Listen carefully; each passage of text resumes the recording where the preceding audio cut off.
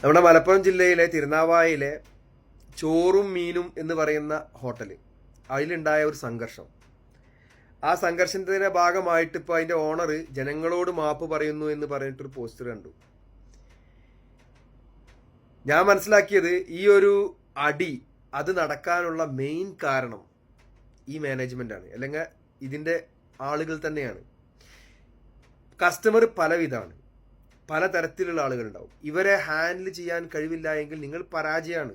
കുറേ പണം ഉണ്ടാക്കിയോണ്ട് കാര്യമില്ല, കൊള്ള ലാഭം എടുത്ത് പണം ഉണ്ടാക്കിയോണ്ട് കാര്യമില്ല. ഞാൻ കൊള്ള ലാഭം എന്ന് പറയാൻ കാരണം പല കംപ്ലൈന്റും നിങ്ങളുടെ സ്ഥാപനവുമായിട്ട് ആളുകൾ പറയുന്നുണ്ട്.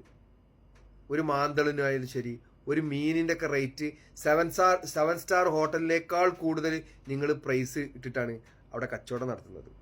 അത് അത് അത് അംഗീകരിക്കാൻ പറ്റുന്ന ആളുകൾ വന്ന് കഴിച്ചോട്ടെ.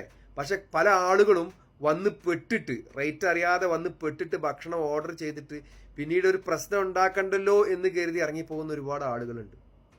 നിങ്ങൾ മനസ്സിലാക്കേണ്ടത്, ഒരു മാന്യമായ റേറ്റ്, ഇനി കുറച്ച് കൂടുതലാണെങ്കിലും ഇത്രമേൽ കൂടിയ റേറ്റൊക്കെ നിങ്ങൾ ഈ ഒരു ഭക്ഷണത്തിന് ഇട്ട് കഴിഞ്ഞാൽ അതൊരു ശരിയായ ബിസിനസ്സോ ശരിയായ രീതിയോ അല്ല.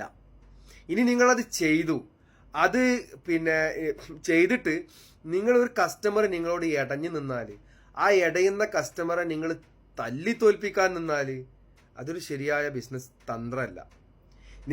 നിങ്ങളിപ്പോൾ മാപ്പ് പറയുന്നത് നിങ്ങളുടെ ബിസിനസ്സിന് അത് കോട്ടം പറ്റാതിരിക്കാൻ വേണ്ടിയിട്ടാണെങ്കിൽ നിങ്ങളിത് നേരത്തെ ചെയ്യണമായിരുന്നു. ഇങ്ങനെ ഒരു അടി ഉണ്ടാവാതിരിക്കാൻ വേണ്ടിയിട്ട് നിങ്ങളുടെ ഭാഗത്ത് നിന്ന് നിങ്ങളുടെ ഈ ആ ഒരു സർവീസ് ചെയ്യുന്ന ആളുകളുണ്ടല്ലോ, അവരെല്ലാം കൂടിയിട്ടാണ് കൂട്ടത്തല്ലായി മാറിയത്.